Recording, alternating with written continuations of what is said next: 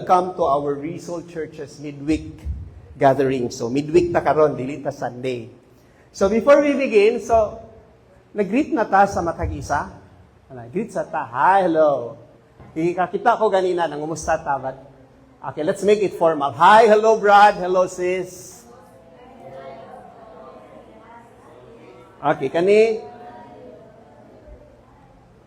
Okay, look at those who are on your right.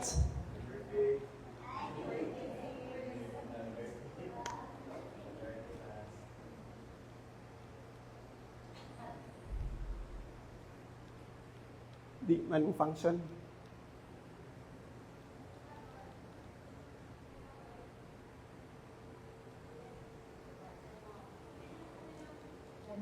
Sige. So, next slide ha. So, next slide. Okay, next slide. Okay. Next slide. Okay, so tell this to those who are seated beside you sa inyong right. Kung naitaw sa inyong right, you are wonderful. Okay, to your left, you are a masterpiece. So, masterpiece na ha. Dili na ordinary nga artwork sa Ginoo.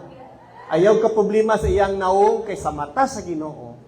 She or he is a masterpiece. On your front, okay, sa imahang atubangan, you are marvelously breathtaking. And to everyone, you are chosen! The mere fact, the reason also that you are here, kay pinili ka sa Ginoo. Dili aksidente nga naata diri, but we are here because God chose us to be here. Okay, next slide. And let us all together say, I love the Lord Jesus, I love Result Church, it's going to be a Jesus-filled day. Filled night. Okay, 1, 2, 3. I love the Lord Jesus, I love Result Church, it's going to be a Jesus-filled night. Psalm 118 verse 24 says, this is the day that the Lord has made. Let us rejoice and be glad in it. So dapat magmalipayon ta karong gabi. Kay gabi karon sa Ginoo. So because tonight also, we are going to do breakthroughs. We are going to study the Word of God. And we are going to study principles. So mga prinsipyo atong tun-an. So pila na ka days from the Middle East crisis? Grabe, si Ma'am Jan, no? Gabasa, gini si Ma'am Jan ba? I-research. 10 days. 10. Actually, marag 11 kay different time zones. Natay lusot na, different time zones. So, it's the 10th day already since the war broke out. After three rounds of talk, ikatulo na siya gitagaan og chance sa Amerika o sa Israel. Magstorya sila because they have to talk about their nuclear program, but these talks failed. Kaya every time nga istoryaon siya sa US o sa Israel, niabot na og tulo, wala gyapon sila makikstorya. Nya karon imbis ika-fourth na gi-attack na inon sila sa US. So now karon dayon ingon din sila nga wala maminilag gihulatan kay sa fourth meeting ko ta diha pa mi mo reveal nga okay ra mi sa inyong kondisyon nga among wagtangon among nuclear ka. Grabe no mga liars. So on Saturday, February 28, 2026, the United States and Israel launched their joint operations. Ang tawag sa US, nilaylain siya name, ang tawag sa US atong operation is Epic Fury, while ang sa Israel is Roaring Lion. So, depende sa kinsay naghatod sa news. Naiuban nga ang tawag nila atong operation is Roaring Lion, so it means to say ang kanto sa Israel. Ang ilahat tong mga strikes. So, in the first wave of nearly 900 strikes, over 12 hours, they targeted missile sites, air defenses, command centers, and military infrastructure deep inside Iran. So, guba, gigayo ang mga important infrastructure sa Iran. Now, Supreme Leader Ayatollah Ali Khamenei was killed in that opening assaults with 40 other officers. Daghan kayo ang napatay gid sa US at nga time, sa ilang first day. Now, US forces also struck more than 50 Iranian naval vessels. Imagine 50 boats na lundod sa Amerika. Kita siguro pila na ka barko ang nasa tuwa. Ilaha kay naval vessels na gida. So this is war, mga war boats sila. Hundreds of key military and intelligence facilities were also part of the over 5,000 strikes in the first week against Iranian targets. And Iran did not stand down. Wala may surrender ang Iran. Wala po sila maghilom. Wala sila gibuhat. But they did something. They retaliated. So they fired 2,400 ballistic missiles. Daghan kayo and roughly 3,500 drones. So they were prepared also. kulba sad sila, dili sad basta-basta. And they targeted Israel and US bases across the Gulf. Of 392 missiles and drones launched towards Israel, 300 kapin, only 20 were able to hit Israel. Wow, grabe ganang Israel. Kasi makakaya nga, chosen people, protected by God. 300 missiles, only 20 hit it. It's because of their, namagot sila technology nga, kung anan Israel defense system nga, before makasunod sa Israel, tulo pa na ka defense system, or even 4. Maagi pa na sa Iron Dome, sa David Sling, and then Arrow 1 and Arrow 2. So, ang iyang interception rate ani is mga 90%. So, out of 10, isa rin makasulod. So, grabe kayo. Gwapo kayo ang technology sa Israel. Now, the new supreme leader of Iran is, namatay mo to ilang old, nag-vote na sila, nag-elect sila. The name is Syed Mojtaba Khamenei. He is the second son of the late Ayatollah Ali Khamenei. Anak atong namatay. He became the third supreme leader of the Islamic Republic on March 2026. Now, just to give you 3 quick facts, the Islamic Republic of Iran was founded in 1979. It's already a very old civilization. Sa times, Old Testament, na ananing Persia, which is now Iran. Pero nahimo siyang Islamic Republic, hindi naman to Islam pa to sa una, wala pa may Muslim to sa una, only in 1979. And they only have, sa ilang history from 1979, only 2 supreme leaders. First was si Ayatollah Ruhollah Khomeini, and the next is si Ayatollah Ali Hosseini Khamenei. Medyo garay ang ilahang mga names. And then kanideng tulo dayon si katong anak niya nga si Muqtab. So ano gitawag sila supreme leader? Because they really are supreme yun. Grabe sila kay ka-powerful. They are more powerful even than our president or our judges. Powerful sila kayo because ang powers o saka supreme leader is they have power over the political, military, judicial, religious matters, effective all throughout Iran, making them even more powerful than kings. Ang king sa UK, wala yung anak nga power, pero sila na i-power. And then, dili sila matangtang, lisod sila tangtangon.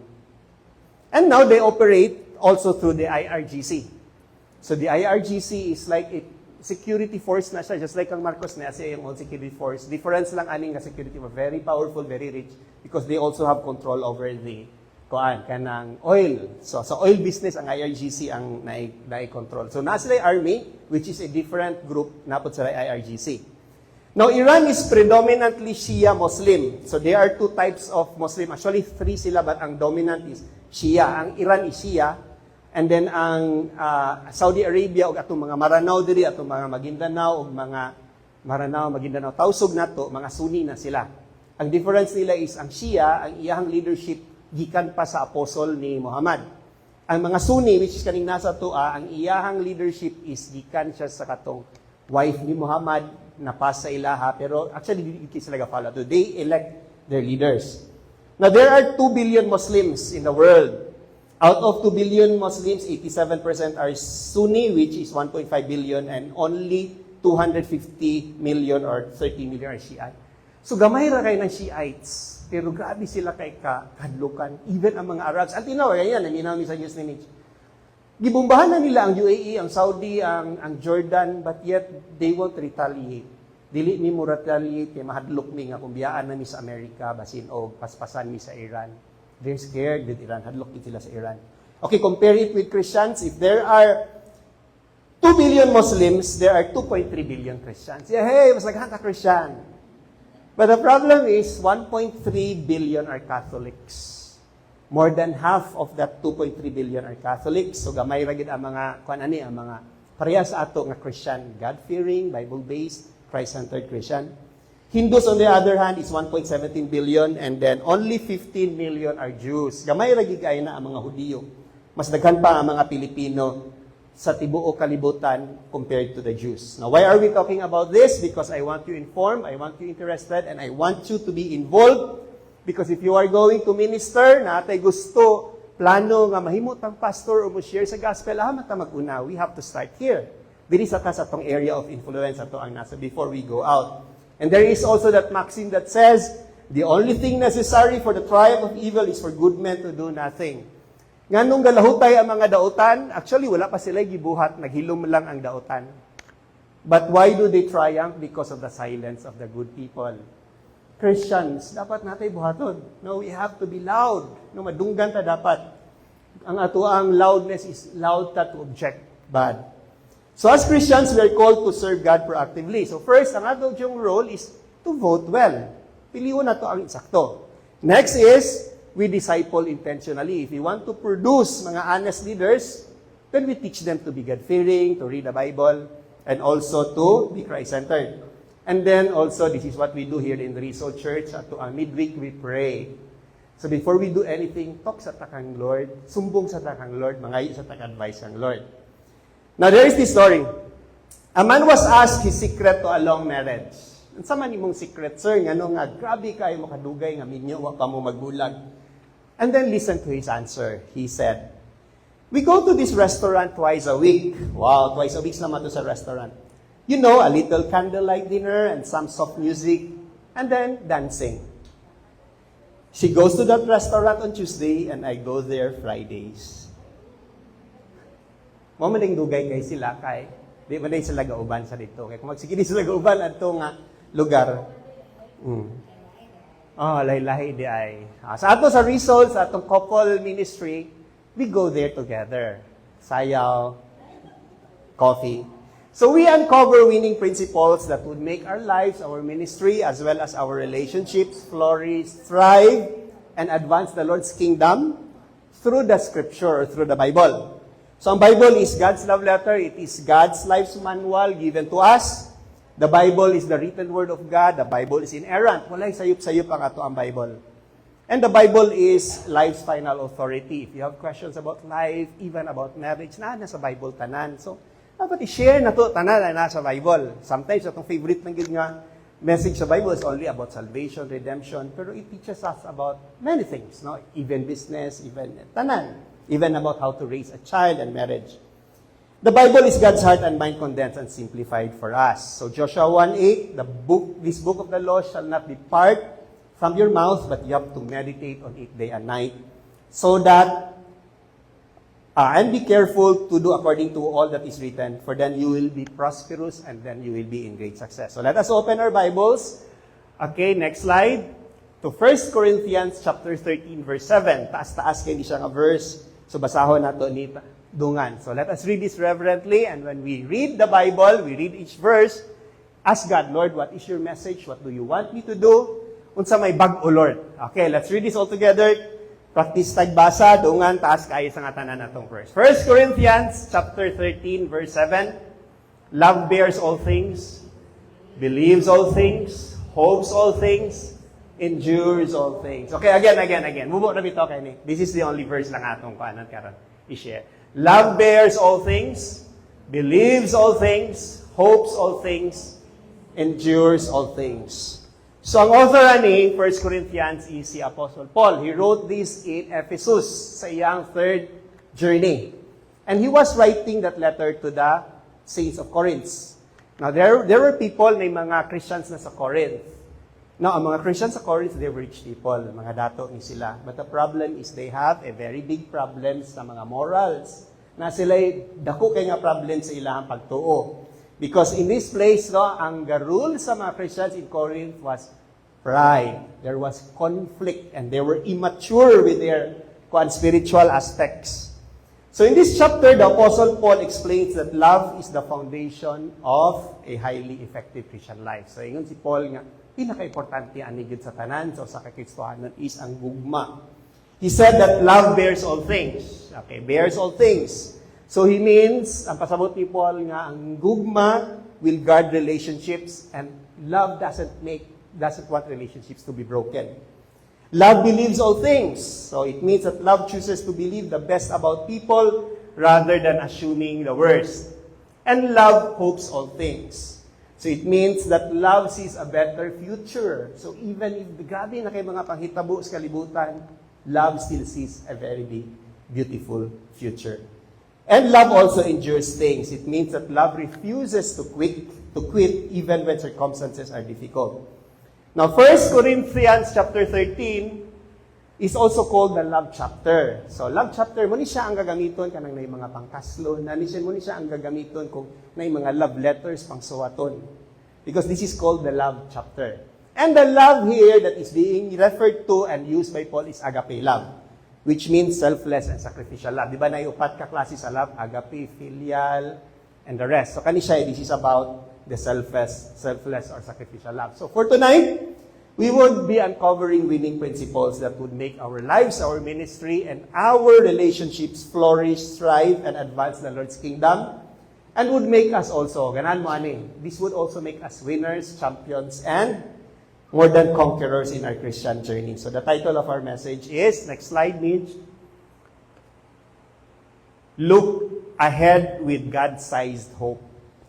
So sao na to pagtanaw sa unahan sa paglaom nga gikan sa Ginoo. So God-sized hope. So dako nga hope ang imong tan-awon so that you could walk ahead. So we will be talking about, looking ahead with God-sized hope. So atong theme karon is about hope. So hope. Now here's a quote from Charles R. Swindoll. Okay, Charles R. Swindoll. Si Charles R. Swindoll is a well-known evangelical pastor and he's also author of many books. And ang iyang mga teachings ani are mostly practical teaching. He said that hope is the power that gives a person the confidence to step out and try. So in our life, in our ministry, and also in our relationships, so when we look ahead with God-sized hope, we become confident. Now we become confident to step out and try. Another, from Billy Graham. So kailan mo ni Billy Graham? Billy Graham is one of the very influential evangelists. Sa iyang time, sa kabatanunan, makarally na siya. Daghan kayo maminaw sa iya. A man without hope is a man without a future. Gabi no? So kung wala kay hope, wala kay kaugmaon. And Helen Keller. Si Helen Keller, she's blind. Butani siya. But she's an author as well and a lecturer. And she has inspired millions of people. Optimism is the faith that leads to achievement. Optimism is the faith that leads to achievement. So in our life, in our ministry, as well as in our relationship, if we look ahead with God-sized hope, we become achievers. Di ba? Mahimo kang achiever. Now, here are some facts. Okay, so here are some facts. Hope and life success. People with higher levels of hope are significantly more likely to achieve personal and professional goals. So, ang tao kuno nga nay paglaom, mas achiever siya. Professionally and personally. Next, hope and resilience. Individuals with strong hope levels recover faster from stress and adversity. So kung ang tao di ay paglaom, dali na sa mayuan. Kung naa siya stress, naa siya mga kabalaka. Next. Hope and relationships. Okay, couples who maintain positive expectations about the future of their relationship report higher satisfaction. So di ba kung kabalo ka nga ang iyong paingnan gud ani matigulang mo mag-uban gyapon mo mas malipayon mo kaysa katong wala ka kay balo. Di ba ka insecure ka sa imong relationships. And we have to know this. Kinahanglan makahibalo tani because as kingdom citizens, we have to be part of good numbers. Mapart na dapat sa statistic sa mga maayo, dili statistic sa mga negative. When you are in a problematic situation, in a crisis situation, or in a disappointing situation, naka sa crisis, you're disappointed. What do you do? Do you doubt God's plan for your future? Do you trust God for a better future? Kung maka-crisis ba ka, kaninong ka kanang magduha ka na sa mga promises ni God sa imong kaugmaon? Or if you have problems, do you let problems stop you? Na kay mga problema, di na lang ka mubuhat something? Or do you let your problems, or don't you let your problems stop you? Dili ka magpadala sa imong mga problema. Or do you let fear stop you from moving forward? Ang mga kahadlok ba, dili na ba kamulahotay, di na kamulahot sa kay naa kay kahadlok, or you step forward with confidence? Now take for example ang war sa Middle East. Unsa may atong reaction?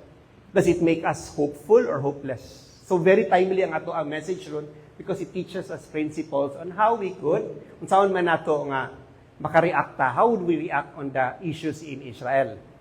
Are we going to be hopeless? Or ato ba siyang i-treat like we are very hopeful kay mga Filipinos na ba? Ang lisod sa mga Filipinos is we are not resilient when it comes to mga problems. Karon lang, nag-increase lang ang price sa oil, grabe na kay reaction. Tanaw ni mo, nanay manghilak na, nanay nabalaka kay nako ni mag-panic buying. compared to what happened in Israel. Asa may ato mag-increase ang price sa oil or bumbahan ta everyday. Sige pa tagbiyahe, pag tungol sa Syrian, hunong ta kay manago na dayon ta. And imagine, no? Imagine 13 million surrounded by 13 billion Arabs. Muna ang challenge sa Israel every day. So sila dapat ang mutudlo sa ato about hope. Mas sila mo'y makarelate aning hope. So the problem is, when we are in a crisis situation, when we are in a problem situation, and we are in a disappointing situation, ang kakahitabo sa tua kay ga-doubt na hinon nato si God, we let our problems stop us, and we let fear stop us from moving forward. Dili na ta makalakaw kay kahadlok ta. The problem is not actually the crisis situation. It's not even the problematic situation or the disappointments. Ang problema is our reaction. How we react to these problems. Kaning mga problema, wala ra ni sila, daara ni diha. But it is how we react. Now, we lose hope sometimes. Diba? Wadaan tagpaglaom. We fear. Okay, dili na ta, paralyzed na ta sometimes because we fear. Dili na nato ni kanong kay di magyapon klaro ang kaugmaon. And then we doubt. We question the promises of God, especially mga promises niya sa Bible. So, very timely again. So, our lesson about hope is very, very timely. And it gives us a winning habit to overcome today's crisis. Labi na nga ang Pilipinas karon, we are getting bullied by China. And then, napatay mga problema sa corruption. And then, napatay problema kay ugma, ang presyo sa fuel, 10 pesos higher na sad. Kanya, ang mga panaliton kuno musunod. Ako'y nastorya, nadungan ako gahapon, nag-deliver siya sa Gaisano. Kung unsa may mahitabo sa imong products niya, nagmahal man, di ka mamugdavaw. Increase. Siya mag-increase. So, mag-increase ang mga panaliton. That is a problem. Now, when you are in a problematic situation, you are in a crisis situation, and you are in a disappointing situation, you just look ahead. You just look ahead with God-sized hope. And this means that we have to trust God. Don't let today's problem stop us. And we have to just step forward in confidence. Padayon lang ta. Padayon. Anyway, namatay dako kay nga Ginoo. The opposite of this is without God's plan, we let problems stop us, and we let fear stop us from moving forward. Now, when we doubt God's plan, when we let problems stop us, and when we let fear stop us from moving forward, the problem there is kita ra gyapon ang mapildi. We lose, we cower, we give up, and then we close the doors for the future. This will only make our lives, our ministry, and our relationships struggling, disappointing, drained, and even retreating from the Lord. Now, great lives, great ministries, and great relationships, they are not performed or formed in a perfect. Kanang mga makita nato nga mga grabe kayo nga mga successful nga mga kinabuhi. Actually, these are not formed because they are in a perfect environment where there are no problems, when there are no crises, and where there are no disappointments. Actually, these great lives, these great mga relationships and ministries, these are formed in the midst of those problems. Sa tunga-tunga ni mga problema, diha ni sila nahimo nga mga banggiitan. The thing lang, the positive thing that they did was that they chose to look ahead with God-sized hope. Now, in Genesis 37:39, there is this beautiful story. So, you're familiar with the story of Joseph. Si Joseph, the son of Jacob, he was a very favored son. Anak siya nga favored kayo. And then, there was a time nga gisulti niya ang iyang mga vision sa iyang mga igsuon. Now, it resulted to jealousy. Nagsilos siya mga igsuon. So, we know the story, di ba? Gibaligya si Joseph, hapit sapat yun sa iyang mga igsuon. Now, if you are in the shoes of Joseph, namo sa iyang sapatos, unsa kay mahitabo? Unsa kay mo mga questions in life? So, possible questions siguro ninyo kung nato, no? Kung kita nasa tiil, nasa sapatos si Joseph is, nalimtan naman siguro ko sa Ginoo. Kaya di ba favored man kay ko sa kong papa niya, karon niya naman ko, diri layo kay ko sa among pamilya. Ang akong mga damgo, dili na gyud mahitabo. Kato mga visions ako nakita, dili na to mahitabo. Kaya naa naman ko sa prisuhan, di ba? Si Joseph was in prison. And then, ako gyud ang balsan ako mga igsuon. Magkita lang ni inigdako na nako, I am going to take my revenge. I will never forgive my brothers. But that is not what Joseph did. Ang gibuhat ni Joseph was he looked ahead with hope.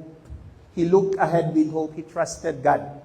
So years later, standing before his brothers, he said this very, very beautiful word, you intended to harm me, but God intended it for good. Sa inyo ha, inyo kung ipasakitan, pero sa Ginoo na siya plano sa ako. So that is what hope does. Muna siya ang very, very beautiful theme about hope. So that is the principle of hope that we are going to learn today. So like Joseph, we have to look ahead with God-sized hope. We must trust God for a better future. We have to step forward in confidence, and we don't let today's problems stop us. So this is a winning principle that would make our life, our ministry, as well as our relationship happy, empowered, recharged, and advance us for the Lord. So can you say this with me? Pinita magdungan na ingon. My future is in God's hand. 1, 2, 3. My future is in God's hand. So that is what it means if you look ahead with God-sized hope. We look our future, no? Our future is in God's hand. So how do we look? Now, this is the question now. How do we look ahead with God-sized hope? So there are 3 ways on how we could look the future with God-sized hope. So first, when we look ahead with God-sized hope, we trust God for a better future. Saligi ang Ginoo sa imo ang kaugmaon. Ihatag na to atong kaugmaon sa isalig na to sa iya. Jeremiah chapter 29 verse 11. For I know the plans I have for you, declares the Lord, plans to prosper you and not harm you, plans to give you hope and give you a future. So in our life, in our serving, and in our ministry, when we trust God for a better future, we believe that God has plans for us. Naay plano ang Ginoo sa ato. Ayaw kabalaka na siya'y plano. Now, when you are in a problematic situation, when you are in a crisis situation, and when you are in a disappointing situation, do you doubt God's plan for the future, or do you look ahead with a God-sized hope and trust for a better life? Now, the problem is, when we are in a crisis situation, what we do is, we only see problems, not solutions. Dili ta kalhutay kay mga problema ra to makita. We expect that things would go wrong in the future, so mahadlok na hinuon ta mag-invest, mahadlok na hinuon ta mo lihok, mahadlok ta sometimes mo trabaho. And we let fear stop us from moving forward. So sa mga ngani nga mga crisis, di ba, mahal na ang presyo sa fuel, sometimes we are tempted to think, dili na lang sa ako magawa sa balay, di na lang sa ako mo trabaho. Mas magproblema ka nga, dili ka mo trabaho, trabaho lang gyapon. Kaya basi mas nakupay mong ganansya, gamay ra kay na mabayad sa fuel. So the problem is not the crisis situation, the problem is not the problematic situation or the disappointing situation, it is how we react. Nahaaragi na si imong pag-react. So sa mga crisis, it's only how we react. Are you going to lose your hope? Are you going to fear? Are you going to doubt? I-doubt na inoon mo. Imuha na hindi na ka mosalig sa promise sa Ginoo.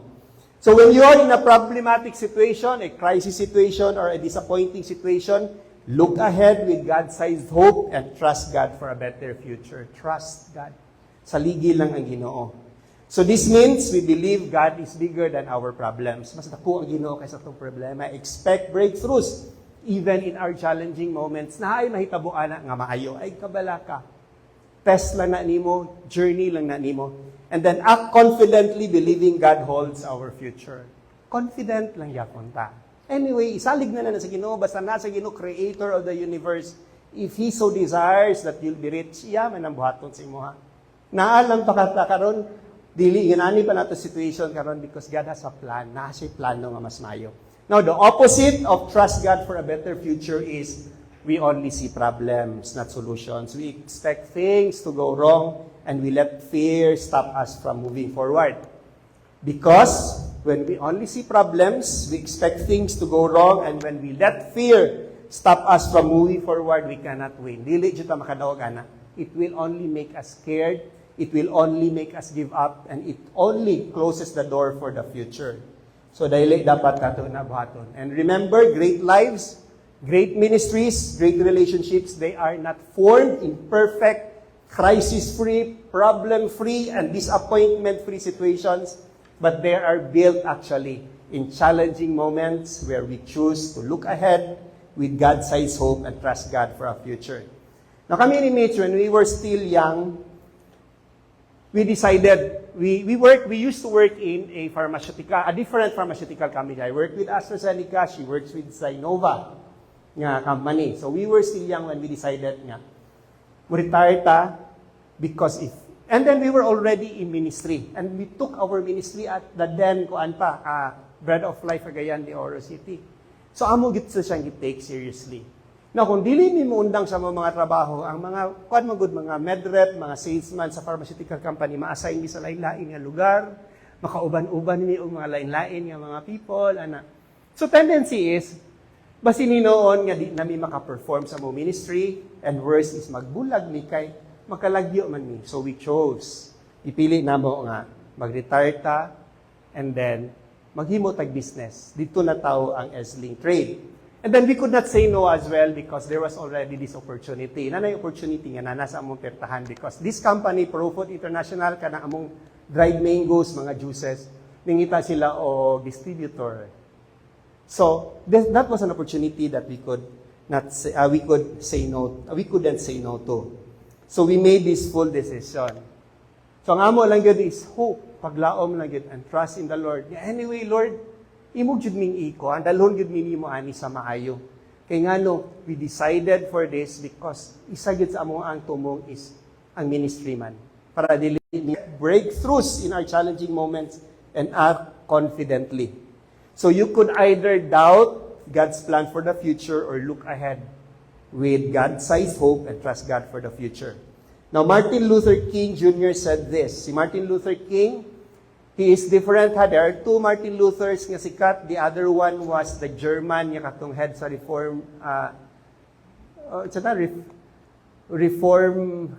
reformism. And then the other one is kanisya nga Martin Luther is na siya junior siya name. Martin Luther King Jr. Kanisya kay leader ni siya, black ni siya 1960s, and then he was leader of a kanang mga protests before. But he is he's a pastor. Now, according to Martin Luther King Jr., faith is taking the first step even when you don't see the whole staircase. So, hinana ang faith, hinana ang hope. Dili pa nimo klaro, pero sige lang, sugdi lang og lakaw. Basta uban mo ang Ginoo, everything will do well for you. Now, there is this story. The wife asked, "Honey, am I gaining weight?" Common nga question sa mga asawa, nagliwang ko, love. And then the husband replied, "No, I think the living room got smaller." So naman, ang ato, siguro kwarto na gamay. Kabalo mo ang last time nga dadunggan ang ngalan na nga bana? Naiya ngalan nakasuwat sa obituary sa usa ka local newspaper. Obituary, kabalo mo sa obituary? Announcement nga namatay na day imong bana. So we look ahead with God-sized hope when we, number one, trust God for a better future. Okay, can we say this again? Can we say this again? My future is in God's hand. My future is in God's hand. So that's what it means when we look ahead with God-sized hope. Okay, next is, second, when we look ahead with God-sized hope, we don't let today's problems stop us. Ayaw pagpadala sa mga problema karon. Just because there are crises in our lives, ayaw paghunong padayon. Padayon lang. So Philippians chapter 3 verses 13 to 14, forgetting what is behind and straining toward what is ahead, I press on towards the goal. So pingon si Paul nga padayon lang kog lakaw to win the prize for which God has called me. Padayon laglakaw mga igsoon. Recognize the problem but do not be paralyzed in it. Choose faith over fear every day. Faith lang. Ayaw pagpadala sa kadlok and take actions. Take actions. It's not a decision yun, a right decision. Nga dili ko mubakod, kay gisapot ko. Dili ko mukuan. 1 day, 2 days ra ko sa kwarto, magmugmo ko kay gisapot ko. The best thing ang baton, tingdog. May pa magtingdog ka. Lakaw. Fix your bed first. Panlimpyo sa balay. Taw-taw na bas mabugnore imong ulo. So when you are in a problematic situation, in a crisis situation, and in a disappointing situation, do you let the problem stop you? Magpadala ba mo sa mga problema? Or do you look ahead with God-sized hope and don't let today's problem stop you? Or dili ba mo magpadala sa problema? So the problem is, when we are in a crisis situation, we let fear control our decision. Magpadala ta sa kadlok. We give up when challenges appear. Nanay mga problema, give up. Pagani na to, solve. And then we wait indefinitely for the right conditions before moving forward. Unya na lang ta, unya na lang nato na buhaton kung naanat ta sa right decision, right nga kuan moment, kung naanat tay auto, kung usan ako mag-jogging, kung makapalit na ko og treadmill, usan ako mag-exercise, mag-ato sa gym, kung saan man makapalit na ko og motor. So wala pa na imo motor, so wala pa na imo treadmill, so good na og jogging. Ayo pagpahulat og kuan. So the problem is not the crisis situation, it's not the problematic situation, and it's not the disappointment, it is how we react. Ang problema ragyat is how we react. It's either you lose hope, you let fear paralyze you, and then you doubt, you question. Sige kag pangutan na sa plano sa Ginoo. Buhata ang plano sa Ginoo. Instead of asking, you own it. You own ang mga promises sa Ginoo. So when we are in a problematic situation, this is what we do. Don't let today's problem stop us. Ayaw pagpadala. This means that we have to recognize the problem, i-recognize siya, but don't get paralyzed with it. Choose faith versus fear, and take action. Take action lang yun. Bahalag uncertain, bahalag di pa kay klaro. Action lang, lihok lang. Lihok lang. Ayaw gulating, na naki-auto, na nakibalay, usa na kung magbagong buhay, kung makabalay na midin ha sa Savior Estate. Diyan naging kumahima o kong very responsible father. Ayaw. O mintas na pa mas payag-payag, be a responsible father. Because mas may pa ng payag-payag nga home kaysa balay pero house lang. Si Koan, do you know the story of si Michael Jordan? Si Michael Jordan is a billionaire. He's married to a very beautiful woman. And then, very known as a basketball player. But don't you know nga sa iyang marriage, she's a failure. Gibulagan siya sa iyang asawa. Kung sa ingon sa iyang asawa, he's only good when he's in the court, but in the house, he does not give me what I need for affection. Affection ang gimension. Wala nang yung wife nga, wala nang i-provide ang akong kwarta, akong need for money, but it is affection. So, ang kulang di ay nila is, even day daghan kay kag kwarta daw kay mo balay, but you're only building a house. Ang atong aim is build a home. Mas gwapo gid ang home. So the opposite of don't let today's problem stop us is, we let fear control our decision. We give up when challenges appear, and we wait indefinitely for the perfect condition. Because when we let fear control us, when we give up when challenges appear, we won't win. No. It will make us only scared. It will make us only give up, and then we close the doors for that future. So great lives, great ministries, and great relationships are not formed in a perfect, crisis-free, problematic-free, and disappointment-free situations, but they are built in challenging moments where we choose to look ahead with God-sized hope and don't let today's problems stop us. Ayaw pagpadala sa mga problema. Now, ang among business, we were already in Butuan, and then gwapo na ta amo ang business sa Butuan na ni Dipo dito. We already have many Butuanan friends. We were already members sa mga organizations dito. We have also, we're very active in church. Now COVID came. Agoy pag-abot sa COVID. We almost lost our business. Grabe gid kito nga storm, grabe kito nga ulan. And then nadugangan pag yun kay ang among supplier, kato si Sir Alex, nga supplier na mga friend kay namo. Namatay pag siya naigo siya sa COVID. So the danger na po, ang amo ang ang stress na mo kay unsaon na mo pag-maintain sa business nga ang nakaila sa amo ang company is katuraman si Sir Alex, but the people in Cebu, ang mga owners dito sa Cebu, and kani magud sa nga business, this is a family business. Very big export ni siya nga business, but since family ang iyang orientation, pagkamatay din sa ilang isa ka miyembro, kato si Sir Alex, na wala na. Ilaraya po ihatag sa family. So, grabe kayo ito ang crisis na mo ni Mitch. We really panicked. And then, even ang amo ang manufacturing. Among manufacturing sad, it has to be closed kay ang mga malls na close bayad to. Ang naitabo, nag-deliver me, na-close ang mall. Pagkasunod, mga 1 year, 2 years after, puro BO. So, siyayay kay sa katanan. BO meaning to say, gipang uli kay nang expire, and daghan kay ito sa katanan. But the good thing kay Christian man ta, naman tay papagad. Naman tay papagad. So, among buhat ko ni Mitch is, we pray every night, we pray every morning, and then we just ask God, Lord, ngayon may favor, Lord, give us a solution to this problem. So today, Years after sa pandemic, mas padayon pa gyapon ang Esling Trade amo ang company. And then, sales is better even than before. Nadugangan pa mi og products. And we are very active in Result Church. So, grabe mo bless ang Ginoo. So, just like in life, serving and relationships, we have to recognize the problems, but we have to refuse to be paralyzed by it. We choose faith over fear, and we have to take actions. So, you could either let the problem stop you or look ahead with God-sized hope and don't let today's problems stop you. So Abraham Lincoln said, the best way to predict your future is to create it. Mitch. So the best way to predict your future is to create it. So kung gusto mo og gwapo nga kaugmaon, buhatan na lang siya. Just like kang kuan, kani morning fan kay ko ni Adam Sandler because ingon si Adam Sandler kung dili daw siya magbuhat og movie, wala jud ko nimo kuha sa iya. So, yan technique kay he keeps on making movies. Siya mo'y actor gyapon sa movie. Siya na lang ang actor sa iyahang movie. So, sakto, di ba mo ingon ni Abraham Lincoln? Now, Abraham Lincoln is the 16th President of the United States. Si Donald Trump is already 45th. So, dili na nato makita si Abraham Lincoln. Kaya dugay na siya gilubong. Now, there is this story. A new wife confessed to her husband, I'm not a great cook, gignan niya yan, bana. All I know to make is just boiled egg and fried egg.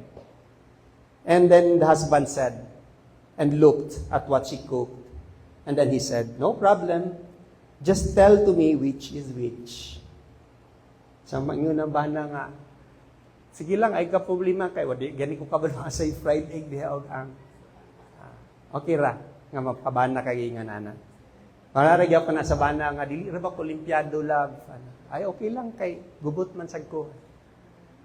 So when we trust God, when we look ahead with God-sized hope, we trust God for a better future and we don't let today's problem stop us. Okay, third, last. So, the third and last point is when we look ahead with God-sized hope, we step forward with confidence. Step forward. Padayon lang. Nga maisugon, padayon lang nga dako or nakay believe sa imong kaugalingon. Joshua chapter 1 verse 9, be strong and courageous. Do not be afraid, do not be discouraged, for the Lord your God will be with you wherever you go. Ay kabala ka, kay ubanan bitaw ka sa Ginoo. So when you are in a problematic situation, in a crisis situation, do you let fear stop you from moving forward? Or do you look ahead with God-sized hope and step forward with confidence? Magpadala ba mo sa kahadlok or padayon mo glakaw nga confident mo?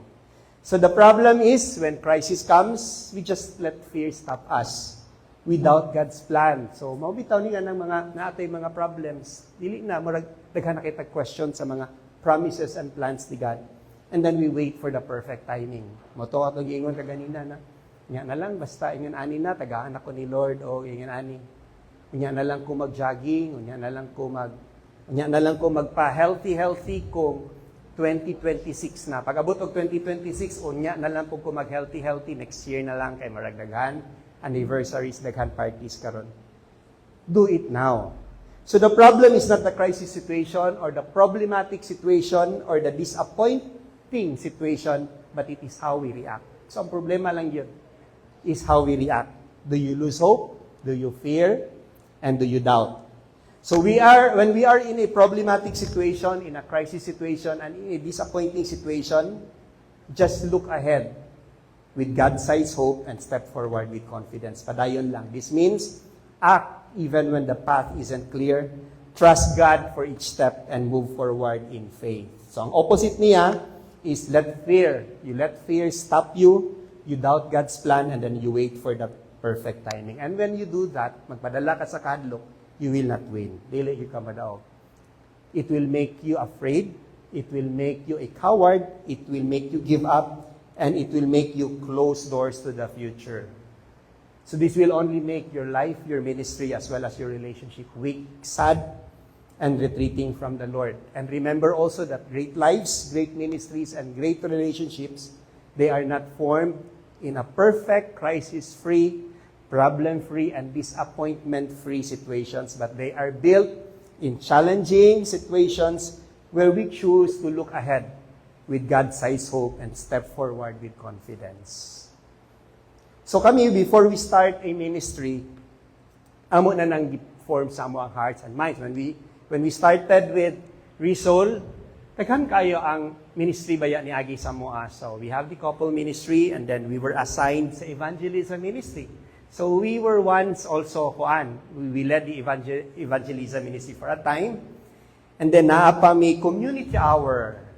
Naapa si Nate sa short stop, karon na siya sa multimedia. And then also we were assigned to host. So sa inan kay pa-host kag mga anniversaries. Where mga kuan pagud mi adto kay nawala magud mi for 10 years. So we are new pa sa church. So gipa-host me and then sometimes also on Sunday service we are asked to speak.